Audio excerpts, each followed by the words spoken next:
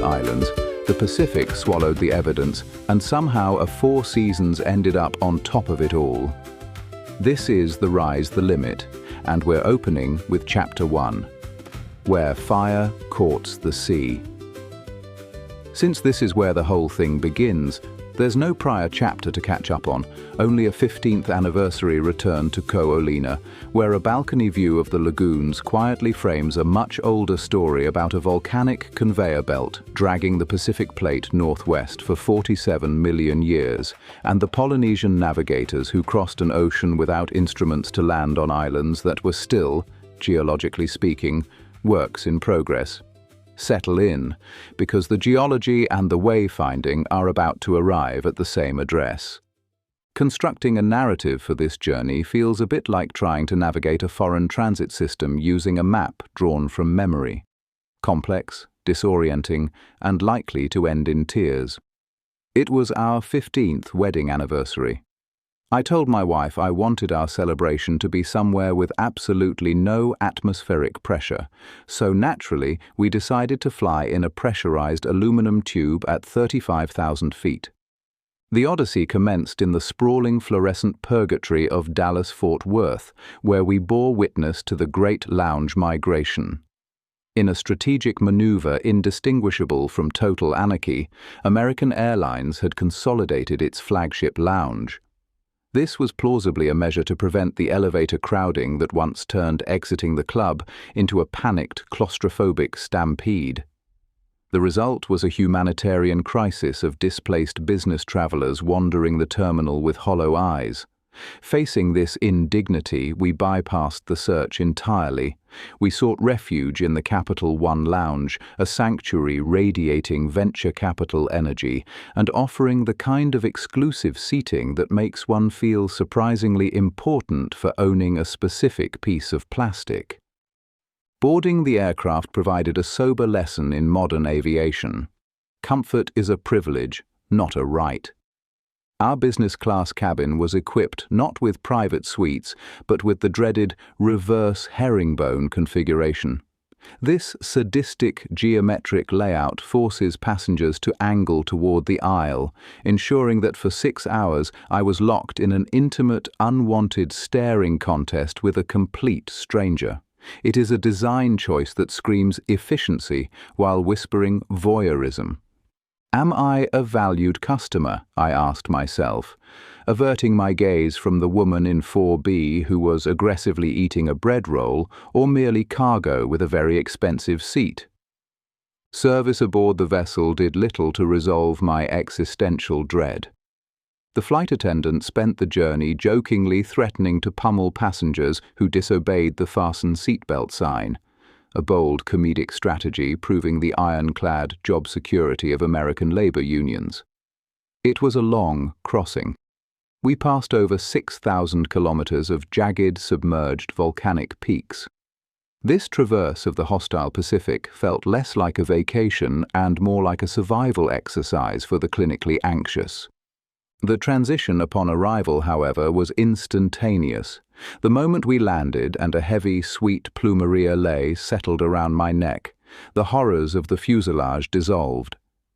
We made our way to Ko Olina, returning to the very sweet type where we had spent our honeymoon 15 years prior. The property has evolved since those days when it was a JW Marriott.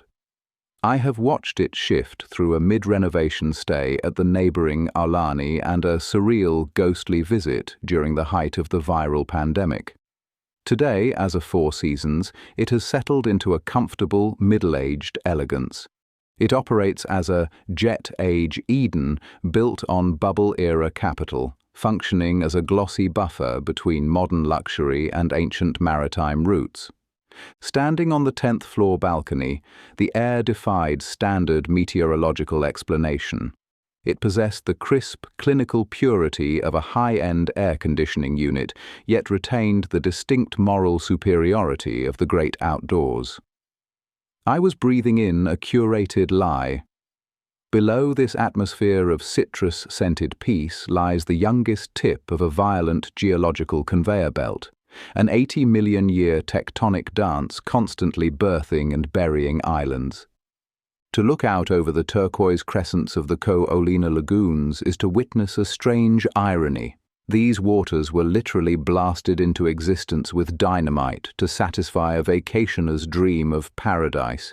Yet the Pacific Plate, that tireless conveyor belt transporting islands into oblivion, continues its slow march beneath us, relentless, ancient, and entirely indifferent to our resort fees. Beyond the manicured hedges, the Wild West persists. The history of these islands is defined by upheaval, moving from the star-mapped voyages of the Polynesians to the iron economy introduced by Captain Cook. It is a narrative that stretches from the divine right of kings to the private fiefdom of Lanai, an island now almost entirely owned by Larry Ellison, revealing a modern feudal lord of the cloud computing era. We came for the air, but we stayed for the story. It is a narrative of a paradise in the balance, a place struggling to reconcile its global corporate brand with its unpredictable history. The resort's absolute stillness felt like a deliberate exhale, a mask of calm worn by a restless earth, leaving us feeling aggressively tranquil. Looking out at the artificial lagoon, it was impossible not to think back to the much more chaotic events that originally brought us to these shores a decade and a half ago. Secret beach wedding, Hawaii by way of chaos. Fugitives are frequently criticized for deliberately crossing borders to dodge legal accountability, but I harbor a deep sympathy for their methods. We originally arrived at this property 15 years ago, not as typical vacationers, but as logistical refugees. Southern matrimony champions this exact noble instinct for calculated evasion. Early in our engagement, my wife and I faced a demographic crisis of staggering proportions. We initially scouted charming chapels in Chattanooga, Tennessee, operating under the naive assumption that a wedding is simply a moderately expensive party. It took exactly 5 minutes to calculate that my wife possesses roughly 1 million relatives in the surrounding counties, and every single one would expect an embossed invitation. Funding a gala for an entire census block was a financially alarming prospect. Exercising swift command protocol, we made a sudden decision to flee to the middle of the Pacific Ocean. Securing a local officiant required complex transatlantic negotiation. My home pastor supplied 2 promising names. The first prospect was enthusiastically helpful, suggesting a hidden stretch of sand near our Hawaiian resort, known locally as Secret Beach. His own daughter had exchanged vows there, which boded well for our legal union. I promised to remain in touch and finalize the details shortly, but professional obligations necessitated a sudden detour to India. International transit strictly enforces a lack of glamour. I soon found myself indefinitely stranded at Charles de Gaulle Airport, spending 24 hours in an aggressively beige hotel room while European aviation authorities sorted out their systemic failures. It was a truly de-Gaulling experience. Trapped with nothing to observe but textured plastic wall in my semi-capsule hotel room, I began making desperate telephone calls to the Polynesian archipelago, operating under the frantic assumption that getting married on an island required a complex shoreline zoning permit. I had been pestering a municipal contact, and this time a tired but helpful voice finally answered, calmly explaining that all Hawaiian coastline is public property.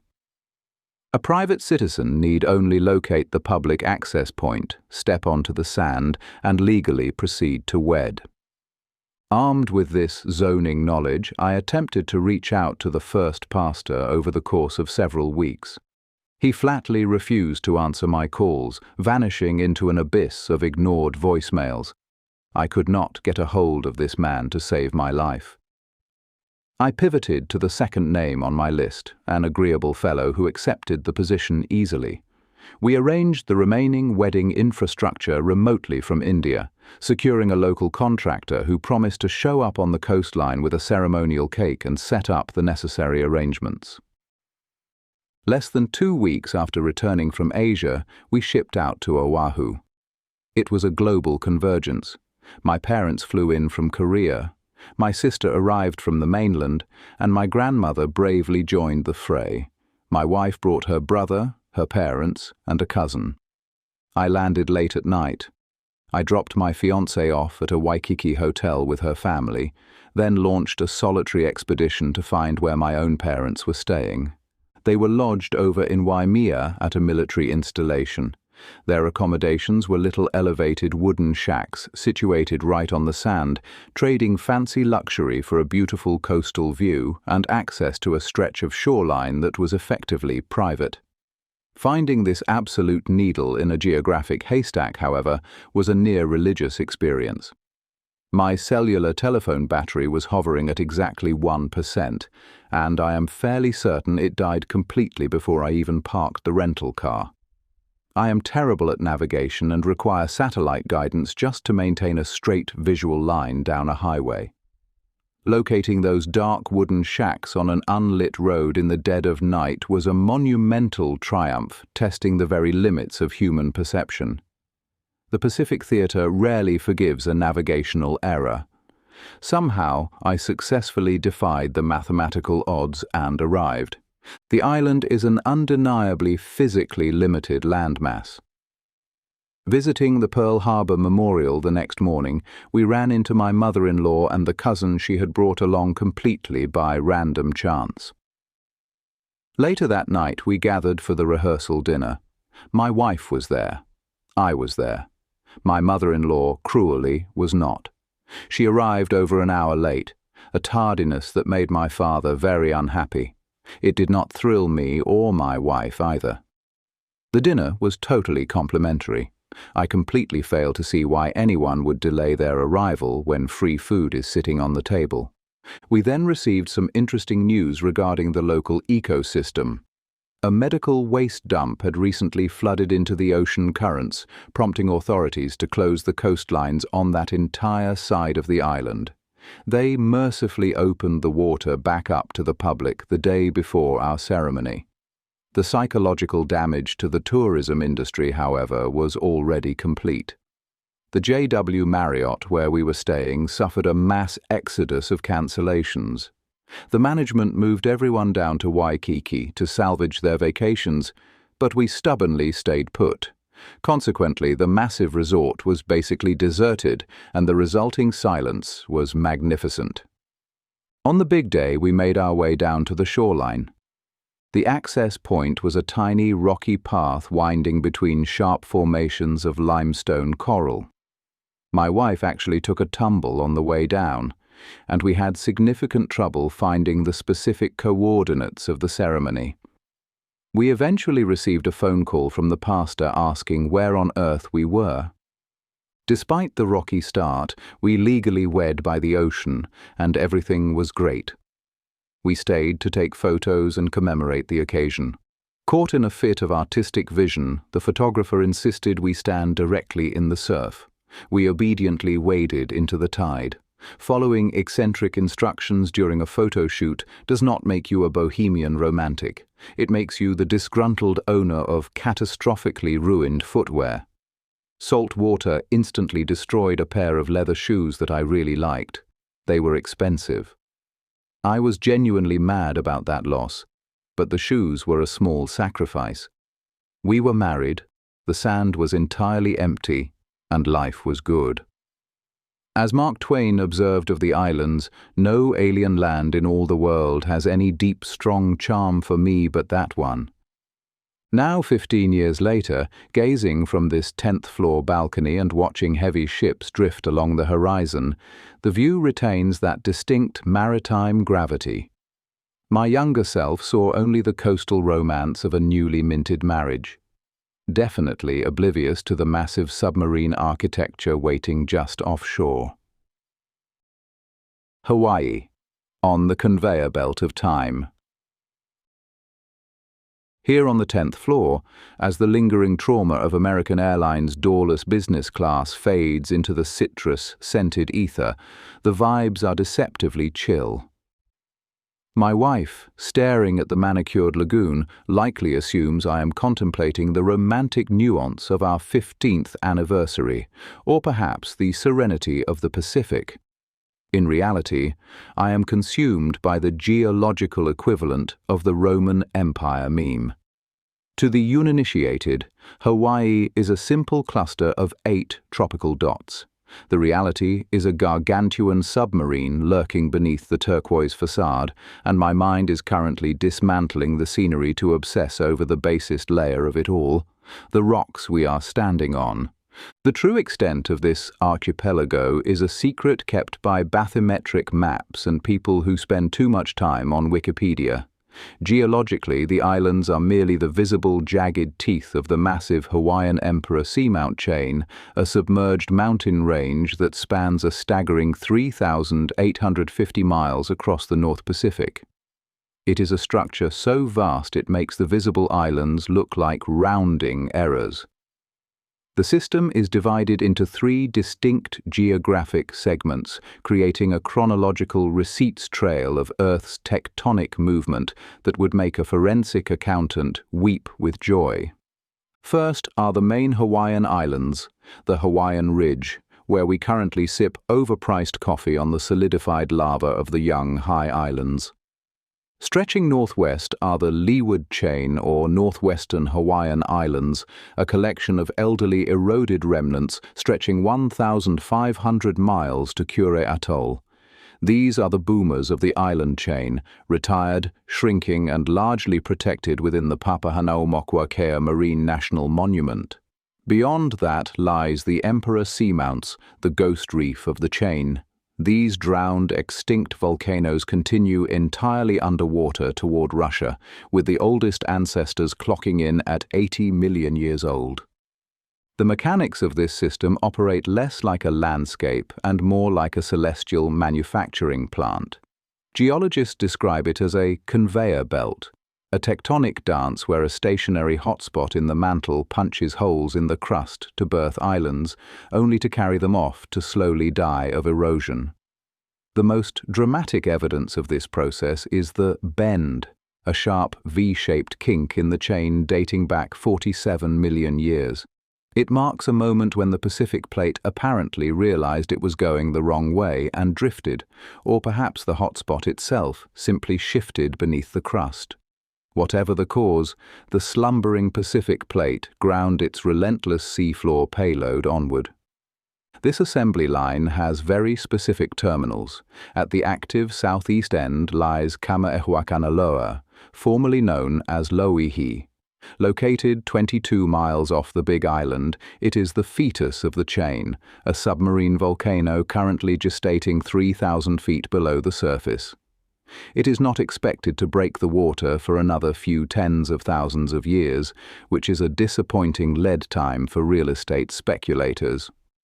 At the opposite, tragic end of the conveyor belt lies Kure Atoll, sitting near the Darwin Point. This is the climatic threshold where the water becomes too cold for coral growth to keep pace with the sinking volcanic base. Beyond this line, the islands simply give up, drown, and become flat-topped seamounts called guyots, a term that sounds offensively casual for the corpse of a mountain. I turn to share this revelation with my wife, eager to explain that our hotel is essentially riding a slow-motion earthquake toward Kamchatka. I take a breath, preparing to launch into a monologue about the Emperor Seamounts that will surely enhance the romance of the morning, but if you attempt to deconstruct the geological foundation of paradise while your spouse is trying to relax, that luxury resort balcony will easily fulfill its cosmic purpose, ruining your plans with a cheerful lack of empathy. I quietly abandon the lecture and look back out at the waves. The scale of this planetary operation provides a physical timeline that validates the deep age of the Earth, putting our own biological calendar into humiliating perspective. The Polynesian voyagers, tracing their lineage back to the Austronesian expansion from Taiwan roughly 5,000 years ago, are the most impressive mariners in human history. Yet, zooming out to the absolute baseline of plate tectonics, they arrived only in the final geological second of this drama. Hokulea, from Taiwan to Polynesia. Destiny, it is often said, favors the bold, but destiny also seems to harbor a soft spot for people aiming outrigger canoes into the endless blue with a total disregard for the concept of swimming safety. Distracted by the geological conveyor belt churning beneath our hotel balcony, I had nearly overlooked the astonishing odyssey of the humans who eventually stood upon it. While the rocks have been drifting northwest for millions of years, the people who settled them came from the exact opposite direction. They executed a maritime maneuver so complex it makes my attempt to navigate the hotel breakfast buffet look like a stumble in the dark. The prevailing consensus among researchers who spend their lives staring at mitochondrial DNA is that the whole Polynesian story actually begins in Taiwan. This comes as a shock to the uninitiated. One typically associates Taiwan with semiconductors and night markets, not the invention of the hula. Yet about 5,000 years ago, a group of Neolithic farmers decided the mainland Asian vibe simply was not for them. Linguistic evidence points to Taiwan as the Urheimat, a German word that sounds like a sneeze but means original homeland, of the Austronesian language family. This linguistic pedigree explains why the indigenous Atayal people of Taiwan share a direct, traceable genetic link with the staff currently stringing plumeria leis in the resort lobby. From Taiwan, these intrepid souls executed a calculated expansion south, filtering down to the Philippines and through island Southeast Asia. By roughly 1600 BCE, they had morphed into the Lapita culture, unexpectedly appearing in the Bismarck archipelago near New Guinea. The Lapita distinguished themselves with dentate-stamped pottery featuring intricate geometric designs. Carrying fragile ceramics on an open ocean voyage is a logistical nightmare roughly equivalent to carrying a stacked tray of martinis through a breaking wave, but they somehow managed the freight. While primarily of East Asian stock, they intermarried with the indigenous Papuan populations they met along the way, creating a hybridized gene pool that geneticists note is roughly 79% Austronesian and 21% Australo-Melanesian. Using advanced maritime technology, specifically the crab claw sail, the Lapita spread rapidly from near Oceania into the remote Pacific, reaching Fiji, Samoa, and Tonga by 900 BCE. Then, something peculiar happened. After sprinting across the ocean for centuries, the entire expansion stopped. Lowering my sunglasses and pinching the bridge of my nose, I tried to comprehend the sheer magnitude of procrastination involved. For roughly 1,000 years, a period historians dramatically call the Long Pause, everyone just stayed put in Western Polynesia. It was a millennium of absolute geographic stasis where they lost the art of pottery, evolved a distinctly Polynesian culture, and presumably optimized the mechanics of relaxing on a beach. Around 700 AD, this profound inertia finally broke. Voyaging resumed, and the expansion went terminal. Whether driven by tweaked sail designs, population pressures, or an overwhelming compulsion to map the void, they pushed intensely into the Central and Eastern Pacific. They hit the Cook Islands, Tahiti, and the Marquesas, which became staging grounds for the final brutal legs of the journey. They reached Hawaii around 900 AD, Rapa Nui a century later, and finally Aotearoa, New Zealand, by roughly 1300 AD. This was not accidental drift. It was a deliberate, continent-scaling obsession with non-instrument navigation. These voyagers read the ocean like a topographical map. They memorized star paths, read the refraction of swells bouncing off unseen atolls, charted wind patterns, and followed the directional flight of seabirds to find land out of nothing. In 1976, the replica canoe Hokulea sailed from Hawaii to Tahiti using entirely traditional methods, permanently verifying that the ancients were not merely lucky. They possessed a terrifying genius for oceanic geometry. From our 10th floor perch, looking out at the manicured lagoon and the vast blue beyond, the contrast borders on the absurd. We crossed this ocean sealed inside an aluminum tube with jet engines and noise-cancelling headphones. They crossed it with wood, wind, and an unfathomable intimacy with the stars. We rely on the engineered safety of a resort, while they relied on the raw benevolence of the sea. It remains a navigational feat so staggering that, for decades, modern minds simply refused to accept it as historical reality, spawning instead wild, contrarian theories about rafts drifting blindly out of the Americas. Oslo Big Doi, Tukon Tiki, then Taxi Chaos. The chief architect of this contrarian skepticism was Thor Heyerdahl.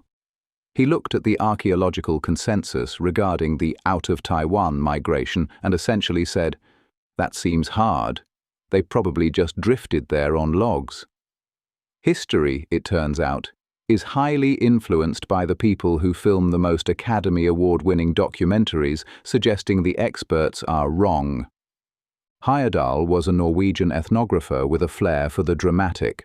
He postulated that the Pacific Islands were not settled by calculative sailors from Asia, but by pre-Incan civilizations from Peru. He described these theoretical voyagers as bearded white men, a hypothesis that sounds less like rigorous anthropology and more like a casting call for a 1950s adventure film. His evidence hung on the presence of the sweet potato, a South American tuber found in Polynesia, alongside the notion that ocean currents were irresistible maritime highways. To prove that a balsa wood raft could survive the journey, he built the Kon-Tiki in 1947. Utilizing no metal and held together only by hemp rope and optimism, the 30-foot vessel carried Heyerdahl and 5 others from Callao, Peru, across 4,300 nautical miles of open ocean. They crashed onto a reef in the Tuamotu archipelago 101 days later. This proved that while aimless drifting is a terrible way to commute, it is a scientifically viable way to not die immediately. Modern science has since handed Heyerdahl a mixed report card. Archaeology, linguistics, and genetics have firmly validated the out-of-Taiwan theory. Yet DNA studies published in Nature in 2020 and 2024 revealed that Polynesians did indeed make contact with Native Americans around 1200 AD. The sweet potato did not swim there itself. Heyerdahl was wrong about the origin of the people, but he was accidentally right about them meeting the neighbors. This is the academic equivalent of failing a math test, but guessing the right answer for the extra credit question. I inadvertently paid my respects to this audacious legacy a few years ago at the Kon-Tiki Museum on the Big Doi Peninsula in Oslo. The facility houses the original balsa raft and the Ra-2 reed boat, maintaining the UNESCO-listed archives of his life works. Lately, the museum has engaged in significant repatriation efforts. They willingly return remains and artifacts to Rapa Nui, acknowledging that the people who actually lived there knew a bit more about their history than the guy who stopped by on a raft. During my visit, I walked the perimeter of the exhibit hall and peered through the glass of the archives. I stared deep into the artificial abyss of an underwater attraction featuring a life-sized shark model. I was searching for the raw elemental courage that drives a human to challenge the ocean, but I only found a reflection of my own face looking for the nearest exit to the gift shop. Leaving the museum required a journey that felt nearly as perilous as crossing the Pacific on balsa wood. We had to navigate the Oslo transport system. We stood stranded outside. We prayed to the algorithms of the Uber app, but the digital gods were silent. We briefly considered the indignity of physical exertion via rental bikes before a taxicab finally appeared. We boarded, blissfully unaware that we were about to finance the driver's early retirement. A short ride in a civilized social democracy should cost a reasonable sum, perhaps 30 kroner.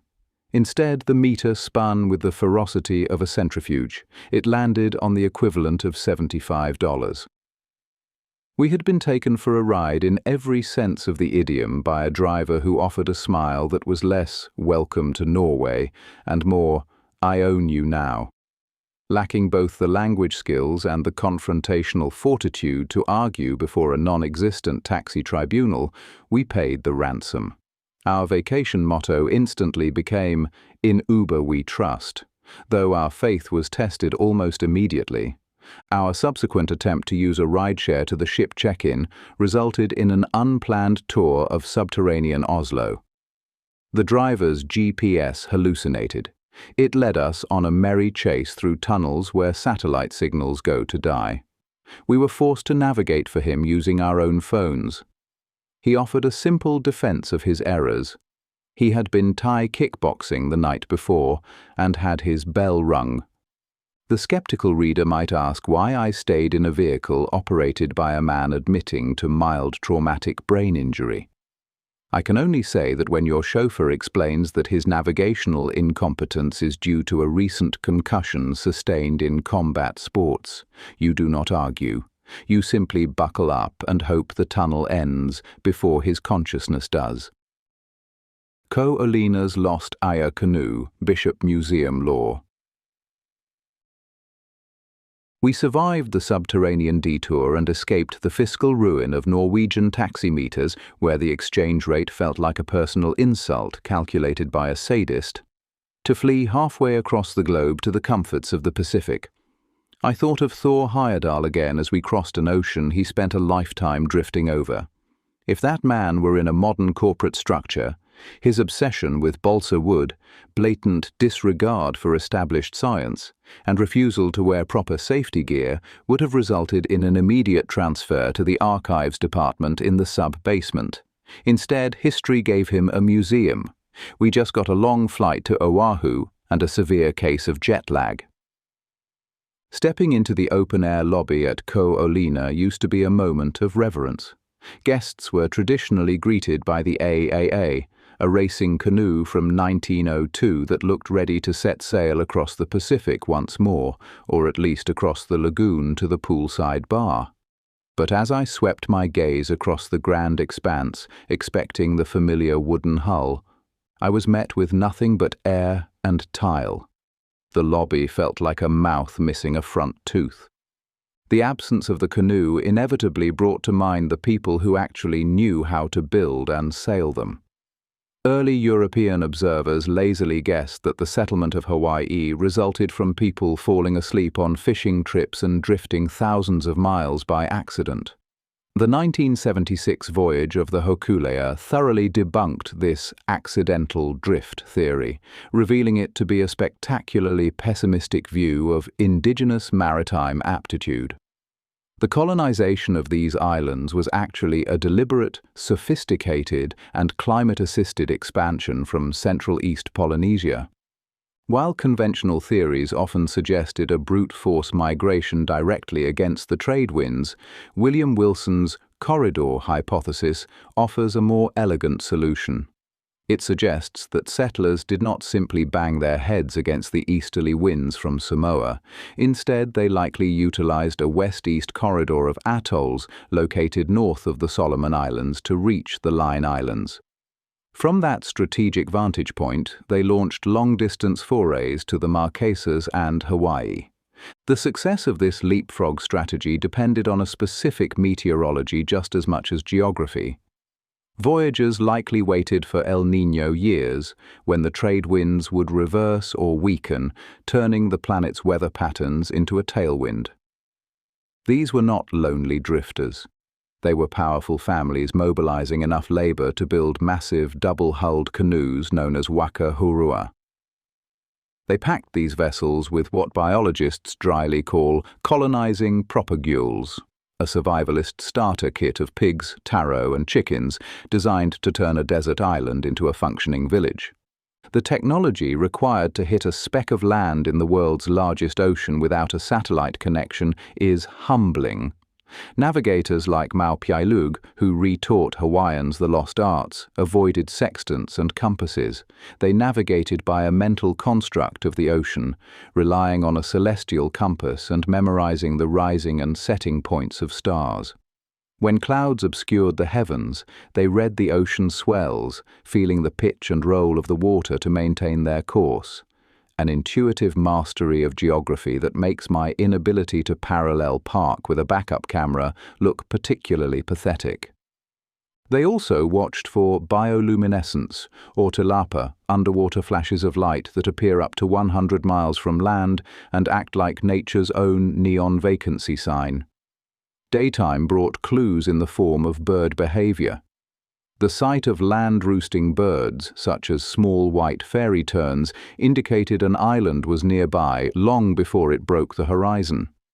During the 1976 voyage, Piailug famously used these birds to locate the Mataiva atoll, demonstrating that birdwatching used to be a high-stakes survival skill rather than a retirement hobby.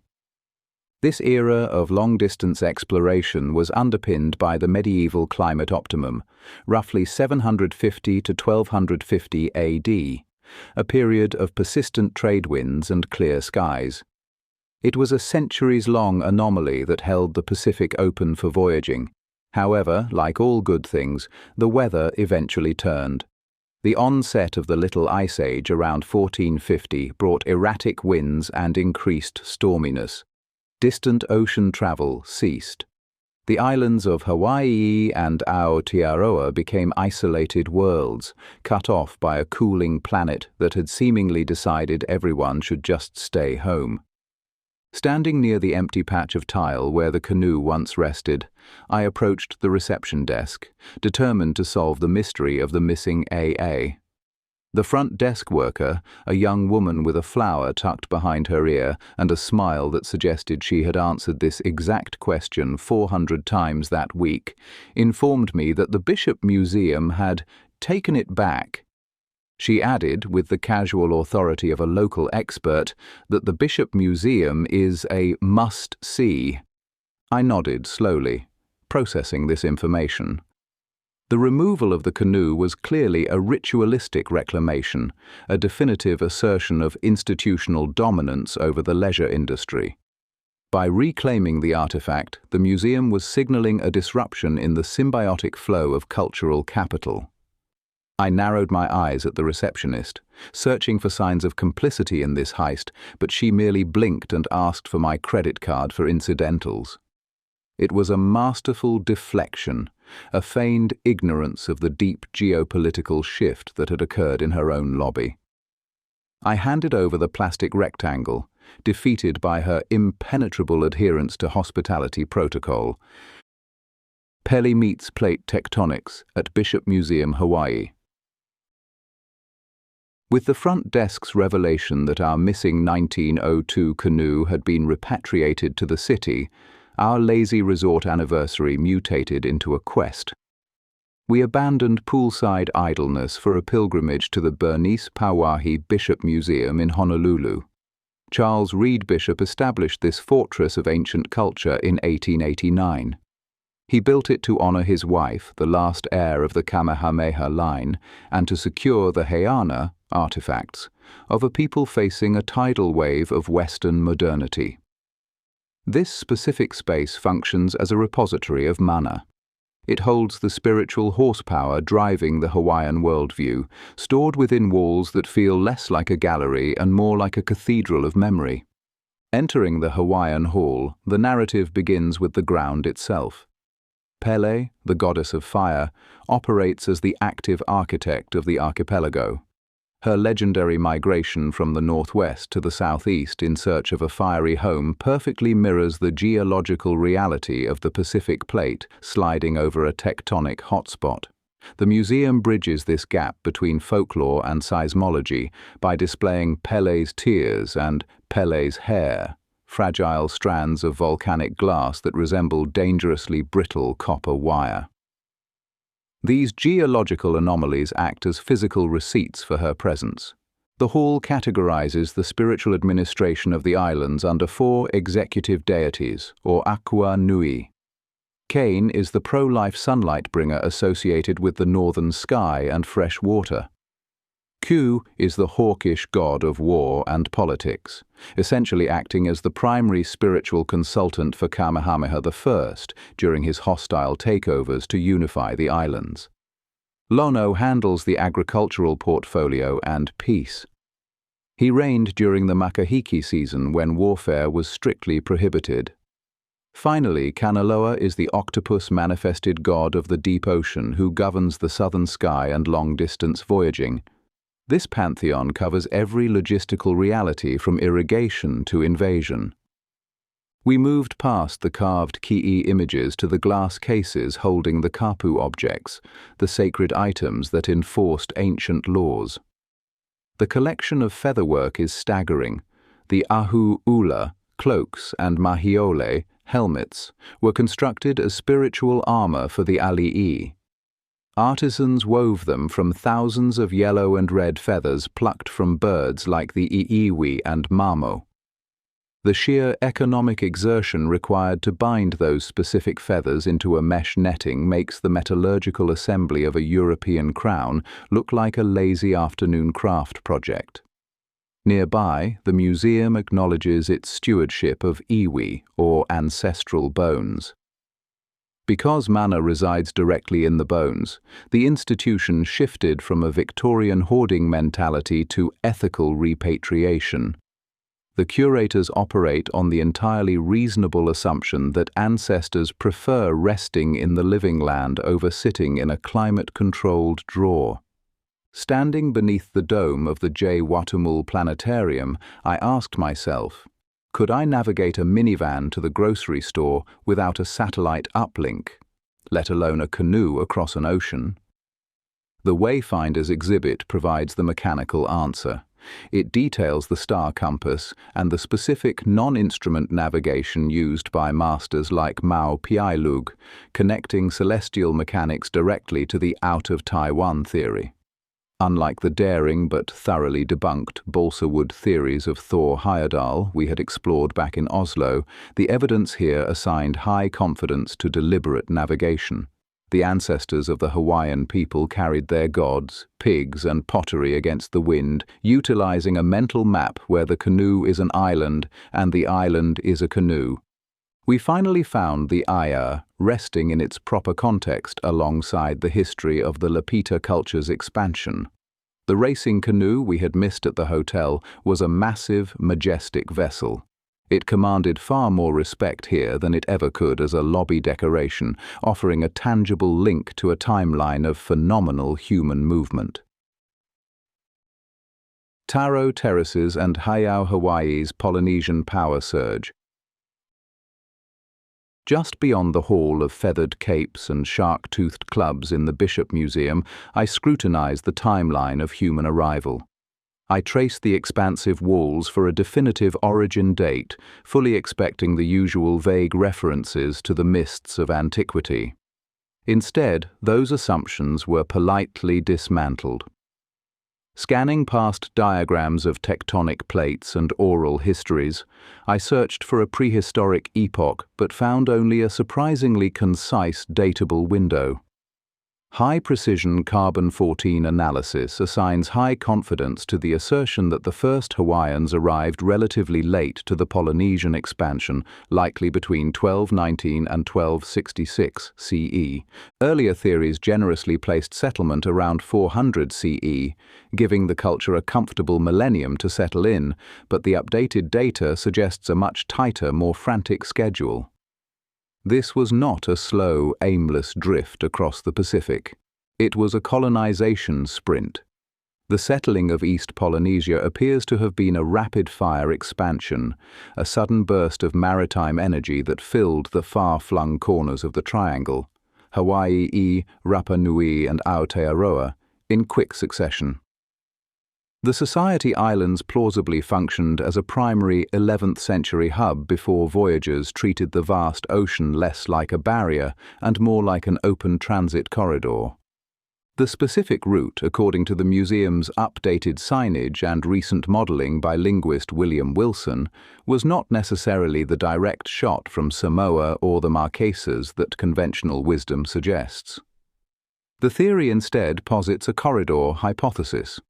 This oceanic flight path moved from the central northern outliers, a group of atolls off the Solomon Islands, threading through the Line Islands before making the final jump to Hawaii.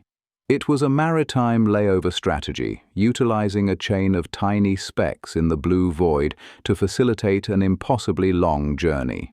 One might consider this vast isolation a catastrophic logistical nightmare, but it paradoxically became the very foundation of the settlers' social hierarchy.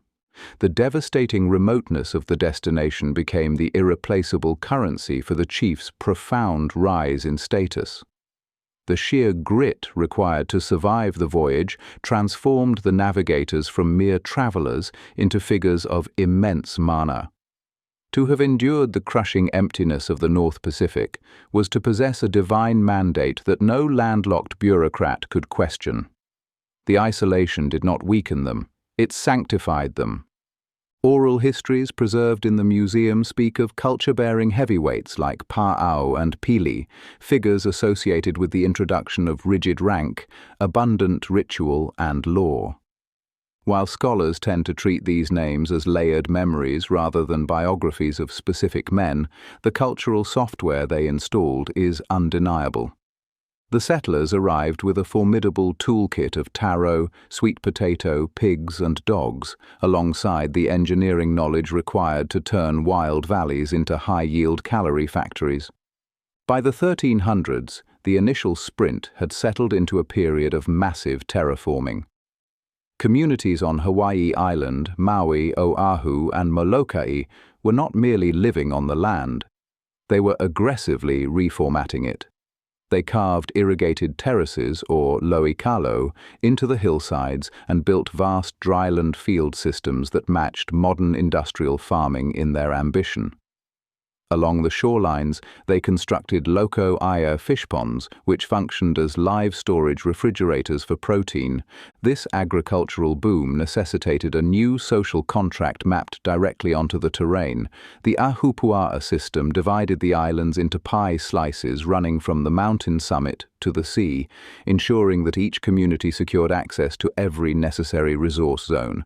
It was a practical constitution written in soil and water, explicitly designed to optimize resources under the strict oversight of the ali'i. As I moved toward the exit, the narrative of the museum shifted from settlement to the consolidation of power. Religious and political centralization left a mark in literal tons of stone. Temples, or heiau, proliferated between the 1500s and 1700s. Some were dedicated to the gentle art of rain-calling, while others were built for the grim business of war. Chiefs like Umi'aliloa on Hawaii Island and the Piilani lineage on Maui effectively reorganized the archipelago into rival kingdoms. By the time Captain Cook arrived in the late 18th century, he did not find a loose collection of tribes. He encountered a mature, complex civilization that had fully terraformed its environment. The public facade of ancient Hawaii is often painted as a leisurely paradise of surf and sand, a tableau of tropical ease. The internal machinery beneath that exterior was a ruthlessly efficient, calorie-obsessed feudal engine, powered by a rigid legal code and a sheer mastery of hydraulic engineering that turned stone and water into absolute power. Breaking kapu in Hawaii with the 1819 Ainoa. For the grand chiefs who consolidated the island kingdoms in the mid-1700s, stacking lava rock into massive heiau temples was merely the hardware. The code required to run this civilization was a high-maintenance, zero-tolerance operating system known as kapu. It provided the religious and legal framework that kept the universe from imploding. The rules were so strict that breaking one was not just a statutory crime. It was a spiritual short circuit that threatened to blow a fuse on the entire cosmic grid. I stood before the artifacts in the Bishop Museum, reading how the foundation of this system traced its lineage back to the Lapita culture and the earliest voyagers from Southeast Asia. That foundation was mana. In Western frameworks, authority is typically acquired, held much like a degree or a parking permit. Here, mana was a volatile substance, functioning more like high-voltage electricity. A high-ranking alii, chief, did not merely possess political clout, they were walking reactors of spiritual energy. This is why human bones, or iwi, were treated with such paranoid secrecy and hidden away upon death. The bones were the physical batteries containing a person's essence, and leaking that power to an enemy was considered a catastrophic security breach. The kapu system functioned as the overarching socio-religious paradox of the Pacific.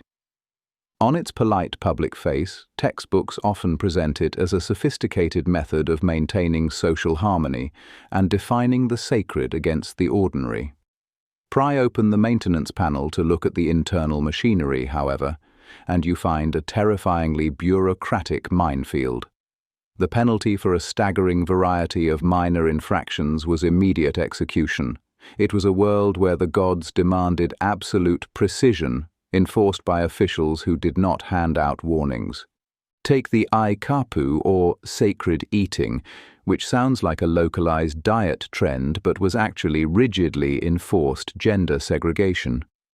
Men ate in the mua, men's house, often communicating with male deities, while women were categorically forbidden from partaking in the island's premium menu.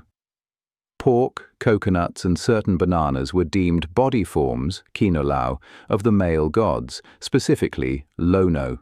A woman eating a banana was not just snacking, she was consuming a deity, an act generally frowned upon in theological circles.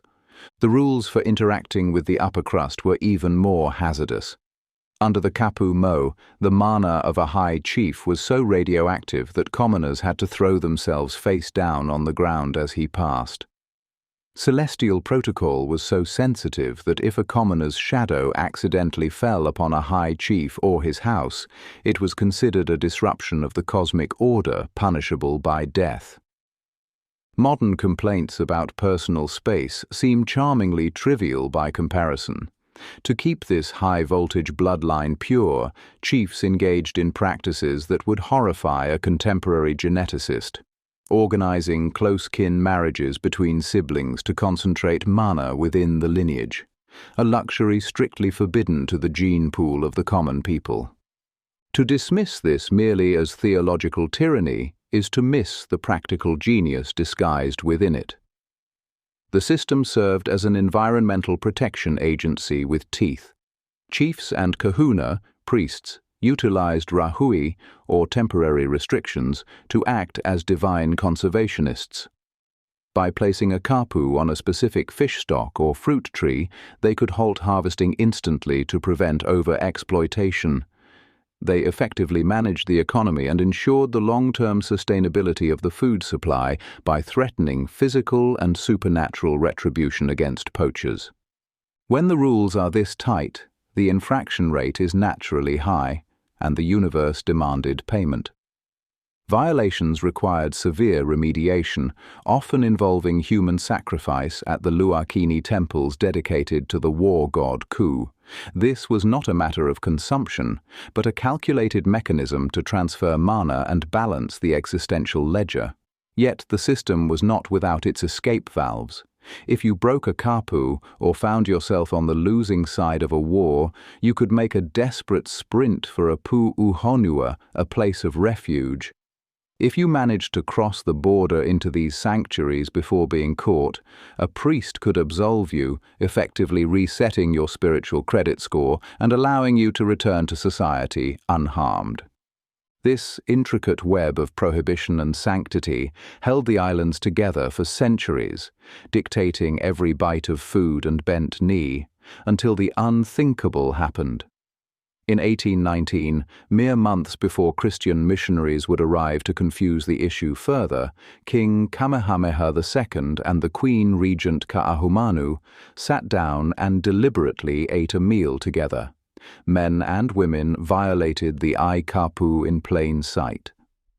This event, the Ai Noa, free eating, shattered the religious infrastructure overnight, dismantling the god's laws not with a war, but with a dinner party. I stepped away from the display case, my mind reeling slightly from the sudden collapse of a 500-year-old social order. The heavy silence of the museum was broken only by the sharp, rhythmic click-clack of a security guard conducting his own patrol. Bishop Museum, Mana, and Wayfinding. As the security guard's footsteps faded into the adjoining gallery, the physical scale of the institution around me started to come into sharper focus. Nominally, the Bernice Pauahi Bishop Museum presents itself as a Victorian-era repository for Pacific history, a grand stone edifice sitting quietly in the Kalihi neighborhood. To the casual observer, it offers a standard diversion for a rainy Honolulu afternoon, with an audience presumed to be tourists seeking refuge from a sunburn. My initial assumption, upon entering this cathedral of lava rock a few hours earlier, was that I was walking into a static attic of the past, a dusty final resting place for things that had permanently stopped working. However, returning mentally from the shattered rules of the kapu system, two alternative readings emerged. First, that the museum operates as a diplomatic headquarters engaged in the active reversal of colonial gravity. Second, that it functions as a high-tech biological laboratory masquerading as a history exhibit. The building is not a tomb, it is a reconstitution machine, piecing together the spiritual authority, or mana, that the 1819 dinner party abruptly scattered to the winds. While I had originally driven here just to find the specific wooden air canoe missing from our Ko Olina resort lobby, I had stumbled instead into an institution busily correcting the errors of the last 2 centuries. It turns out that the reclamation of the resort canoe was not an isolated incident of interior redecorating, but part of a massive philosophical pivot. For decades, global museums operated on the principle of finders keepers, a legal doctrine popular largely among pirates and toddlers. Here, the core narrative has shifted heavily to stewardship and repatriation. Since 2021, the museum has engaged in a phased return of over 10,000 artifacts to the Mariana Islands. This immense transfer includes the massive latte stones, megalithic pillars that once stood near the bishop's entrance like misplaced garden gnomes, but were, in fact, the sacred foundations of ancestral Chamorro houses. An even more dramatic correction hangs securely nearby, involving the ahu ula and mahiole, the woven feather cloak and helmet of the High Chief Kalani'opu'u. These dazzling red and yellow garments were gifted to Captain James Cook in 1779, a transaction that occurred very shortly before Cook's exhilarating but fatal misunderstanding regarding his own divinity. For centuries, these items resided in New Zealand at Te Papa Tongarewa. In a rare display of international cooperation that did not require economic sanctions, the garments returned to Hawaii on loan in 2016 and were declared permanently repatriated 4 years later, restoring an immense charge of mana to the hall. Ascending the wooden tiers of the gallery, I found myself tangled in a fascinating historical paradox. The museum's archive serves as the primary guardian of the written word. It holds specifically the Nupepa, Hawaiian language newspapers, and the fragile manuscripts of scholars like David Malo. Born during the kapu era, Malo wrote his seminal Mo'olelo Hawaii to preserve the strict rules of the ancient religious system. The deep irony is that Malo was educated by the very Christian missionaries who arrived in Hawaii seeking to dismantle that exact native system. Today, historians rely on his devout missionary literacy to reconstruct the heiau rituals and sacred laws his teachers actively condemned. The archive allows scholars to bypass the heavily sanitized edits of later translators and read Malo's original text, using the tools of the modern order to rescue the complicated truth of the old one. Downstairs, the blend of hard biology and material culture is so complete it makes you highly suspicious of traditional academic distinctions. Up close, the royal feather cloaks are currently being subjected to advanced genomic sequencing. By analyzing the DNA of the thousands of individual feathers required to weave a single garment, researchers can clearly identify specific bird species, targeting traces of the extinct Oo and mamo. The diagnostic process fundamentally transforms a piece of royal clothing into a biological map that traces pre-contact trade networks across the island chain. It operates exactly like a forensic crime scene procedural applied to 18th-century fashion, proving that the Alii managed island ecologies with the strict precision of a supply chain manager long before the first cargo ships arrived. Yet the museum's biological investigations do not stop at tracking terrestrial island ecologies. Their obsession with tracing the natural history of the Pacific extends far offshore, eventually cataloguing strange creatures found entirely beyond the reach of human memory or sunlight, or sanity. Chasing the megamouth shark from Oahu to Okinawa. It was in this offshore archive, tucked amidst the high-minded exhibits on Pacific voyaging and the planetarium's celestial navigation charts, that I finally encountered the true rubbery grail of my pilgrimage. This was the culmination of a nonsensical quest that had dragged my weary spirit from the shores of Perth to the humid coasts of Fukuoka and Okinawa. More on this in my book, Shinkansen and Sensibility. Suspended there in the quiet judgment of preservation fluid was the megamouth shark. It is the very first one ever caught, the type specimen, resting in the Bishop Museum not merely as a biological sample, but as a slightly terrifying chaotic element of the deep that refuses to fit neatly into any filing cabinet of human knowledge. The history of this specific specimen is a comedy of errors involving the United States military. On November 15, 1976, a Navy research vessel operating off the coast of Oahu was engaged in the serious business of retrieving a parachute-like sea anchor from a depth of 500 feet. Instead of neat tactical gear, the crew hauled up a 14.5-foot, 1,600-pound anomaly tangled in the cables. It was a serendipitous stumble that looked less like a shark and more like a cartoonish exaggeration, drawn by a child who ran out of paper for the body but left plenty of space for the mouth. The discovery was so biologically disruptive that scientists had to scramble to invent an entirely new family and genus just to give the thing a name, dubbing it Megachasma pelagios, or giant yawner of the open sea. Whatever majesty one expects from an apex predator is entirely absent here. The megamouth is a soft, flabby deep-sea dweller with a rounded snout and a jaw that can stretch 4.3 feet wide, designed to act as a swimming bucket for plankton. It joins the whale shark and the basking shark in the exclusive club of filter feeders cruising through the dark vertical migration patterns of the ocean like a slow-moving elevator with the doors stuck open. The most unnerving feature, however, is a biological trick that feels decidedly cheap. Inside its upper lip, the shark boasts a silvery white band. Early researchers, perhaps desperate for a bit of science fiction flair, theorized this tissue was bioluminescent.